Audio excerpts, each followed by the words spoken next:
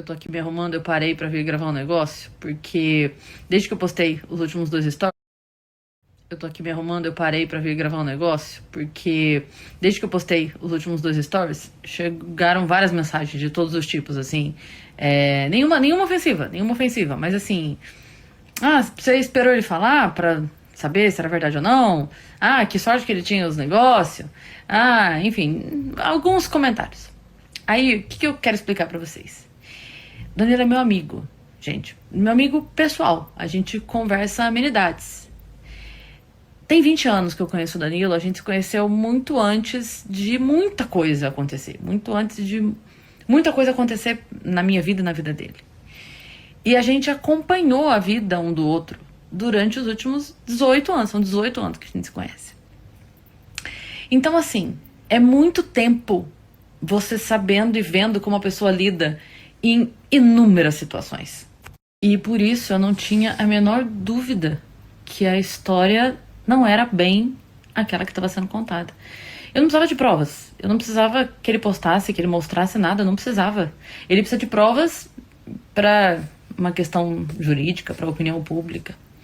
Para mim não precisava de forma alguma. Eu tenho inúmeras provas empíricas de como o Danilo age na defesa de um amigo, de uma amiga. Em diversas situações eu vi isso acontecendo comigo. E eu tô falando disso desde que a gente se conheceu, desde o primeiro dia que a gente se viu na vida, o Danilo me defendeu. Eu já contei isso, não me importa de contar de novo. Primeira vez que eu interagi com o Danilo pelo Twitter. E ele me convidou pra abrir o show dele, eu cheguei pra abrir o show dele, o produtor local falou que eu não iria abrir. O Danilo, e o produtor falou, não vai não sei o quê. Quando o Danilo chegou, eu falei, olha, eu vim só pra te falar que a gente nos conhecia. Eu vim só pra te dar oi mesmo, o cara falou que não vai. Ele, como assim que não vai? Ele chamou o cara, aí o cara chegou e falou, o que você falou pra ela que ela não vai abrir o show? Aí o cara, não, porque o Danilo falou, não, mas ela vai abrir o show. Ela veio pra abrir o meu show, ela vai abrir o meu show. Ele não precisava, entendeu? Ele podia ter virado pra mim e falado, que pena, então numa próxima. E estaria tudo bem, mas ele não deixou pra lá. Entende? A gente não era amigo, a gente era conhecido de Twitter na época.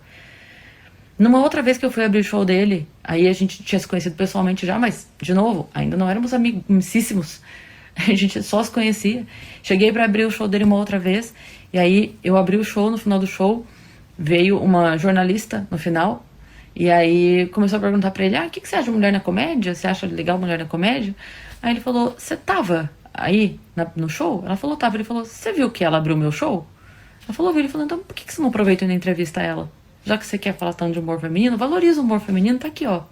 Coloca uma foto dela no seu jornal, valoriza, bota o nome dela na matéria.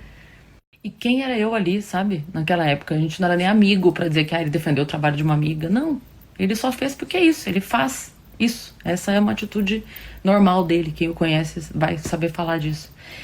É isso. Uma vez, no início, nos primeiros anos da comédia, eu fui fazer show em Campinas, tava voltando pra Sorocaba de madrugada, e tinha dado uma enchente em Sorocaba terrível, a entrada da cidade tava toda tomada por água, e aí eu tava tentando chegar em casa, e uma rua tinha aberto uma vala na rua, e aí o espelho d'água não me deixou ver, eu caí com o carro na vala, perdi o carro, enfim, tive que refazer o carro todo. E aí ele ficou sabendo, eu tava recém-chegada na comédia, conhecendo a galera ainda.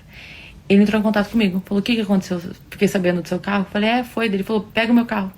Passa aqui em casa, pega o meu carro, fica com o meu carro, até se arrumar o seu. Falei, não vou fazer isso. Ele falou, filha, vai. Você precisa... Eu tô em São Paulo, eu dou um jeito. Eu falo com o pessoal da TV, pega algum carro aqui, eu dou um jeito. Você precisa do carro pra fazer show. Eu não peguei o carro dele de qualquer forma. No fim, quem me emprestou o carro um tempo foi o João Valho, meu amigo lá de Sorocaba, que também é humorista. Pra eu poder fazer os shows e tal. Mas assim, vocês entendem? Que é dessa pessoa que eu tô falando, de que quando me conheceu, já agiu assim. E depois disso, gente, cara, teve a situação da minha separação, que quando aconteceu, o Danilo foi, ele me ligava todos os dias, ou ligava ou mandava mensagem, como é que você tá? Você tá bem? Como é que você tá hoje? O que você tá fazendo? Tá precisando de alguma coisa? Todos os dias, sem exceção. Até ele ver que eu tava bem. Todos os dias, ele foi uma das primeiras pessoas que se posicionou firmemente do meu lado, pra não deixar brecha, sabe? De achar que, não, ele falou, não, no meu bar não pisa mais, no meu programa não pisa mais. E aí isso, pronto, acabou. Tipo, se posicionou de uma maneira muito firme, sabe? E aí, depois disso, cara, foram inúmeras vezes. Quantas vezes eu, sei lá, com alguma dúvida, alguma inquietação profissional, Ligo, grito pra ele, cara, tá podendo conversar? Passa aqui no bar. Vou aí no seu camarim. Vou não sei aonde. Quantas vezes, cara? Quando a gente foi criar o Vênus, a gente foi fazer uma lista de nomes, né? E aí o Vênus foi uma ideia minha, o nome Vênus. Quando eu fui fazer a lista das minhas sugestões, eu fui conversar com ele. Foi uma das pessoas que eu chamei. Falei, cara, me ajuda a pensar uns nomes aí. Aí ele para o que ele tá fazendo. Pra falar, entende? Um cara que tem programa, show, tava gravando filme na época, fazendo o livro dele, lançando quadrinhos. Para, porque é a doida da Cris Paiva, que é a ideia de nome. Entende? É esse cara que dá atenção, que dá ouvido, que para, que presta atenção, que valoriza até as nossas bobagens. Eu fui no programa dele tem 20 dias, uns 20 dias mais ou menos. Aí eu gravei o programa dele, que eu fui pra divulgar o lançamento do Melhor Versão. E ele, como sempre, muito atento, muito generoso, falou, vamos lá, pra você divulgar. Beleza. Aí eu fui e gravei. Dia seguinte, cara, muito obrigada pela oportunidade. Valeu pelo espaço e tal. E aí, tava falando com meu amigo, com quem eu falo tudo. Falei, nossa, eu fiquei tão incomodada com a maquiagem, cara. Eu achei que ficou muito marcado. Achei que, sei lá, ficou estranho. Eu não gostei disso aqui. Aí ele, sério, mas eu tava ali na tua frente. Eu não tinha nada errado. Eu falei, não, acho que na TV não ficou legal, sei lá. Eu tava ali conversando com ele, tá? Ele percebeu que eu fiquei incomodada com o resultado da maquiagem. Pois ele ficou o dia inteiro, assim. Assiste lá de novo, dá uma olhada. Tem ninguém no comentário falando nada. Por que você tá incomodada? Não, peraí, você ficou incomodada? Tem um aplicativo aqui, dá uma olhada. Vê se você baixa o vídeo, bota esse efeito aqui, vai dar isso aqui. Ele ficou tentando resolver o meu incômodo com a maquiagem. Entende? Um homem extremamente ocupado ficou durante um dia inteiro ali, ó. Ia, voltava, conversava comigo, mandava mensagem. Você assistiu? Você achou? Ficou muito ruim? Você gostou? Você, não sei o quê? Baixa o aplicativo. Tenta fazer desse jeito. Aí você o quê? Aqui, ó. Aí você vai me dizer que é essa pessoa que, com uma amiga que reclamou da maquiagem, ele não sossegou até ele ver que eu falei, não, tá tudo bem, eu assisti de novo. Acho que foi só na hora que eu tive essa impressão, tá tudo bem. E não sossegou enquanto ele não viu que eu tava bem. Aí você vai me dizer que essa pessoa ia ignorar algo tão sério, tão grave como uma amiga? Você entende que não bate? Não bate. É por isso que pra mim não precisava de prova nenhuma. Porque pra mim não faria o menor sentido ele agir dessa forma, porque não seria ele. Não seria ele. Eu ia falar, realmente tava com febre interna. Se ele tivesse agido de outra forma, não era ele. Aí vocês podem falar assim, Cris, mas não podia ter acontecido? Ele não podia ter falhado, não podia ter errado, né? Porque as pessoas erram.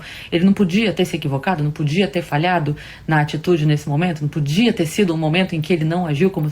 Podia, é claro que podia. Todo mundo humano, ele podia ter errado, né? Ia ser muito estranho, porque é atitude condizente de uma vida, pra do nada ele agir de outra forma. Então a gente ia achar bem fora da casinha e os amigos iam mandar internar, porque tá lelé. Mas... Então todo mundo é inocente até que se prove o contrário. Mas é que no caso do Danilo, ele é sempre culpado até que se prove inocente. Uma pessoa que está acostumada a viver apanhando de todos os lados, aprende, né, a se proteger. E graças a Deus ele estava bem protegido, porque ele está acostumado a precisar disso. Mas para mim, realmente não precisava. E, no fim das contas, o problema mesmo acaba ficando em segundo plano, né? Essa história, né, que é o que gerou mais mídia, não digo nada a ver, mas pouco tem a ver com o problema mesmo que temos ali nessa situação. Eu sofri assédio na infância e eu sei que às vezes a gente demora pra entender, pra juntar ali lé com cré.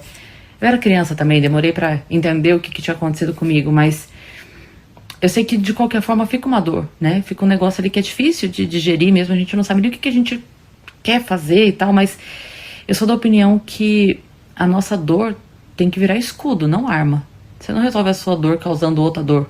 Você não resolve o seu problema causando outro problema, né? Há que se ter um pouco de responsabilidade também a respeito da vida das outras pessoas, né?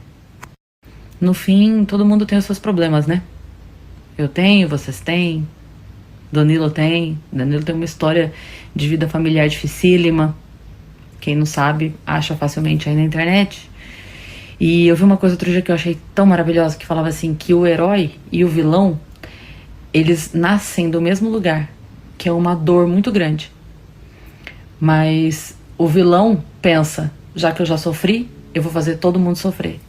O herói pensa, já que eu sofri, eu vou tentar impedir que as outras pessoas sofram também.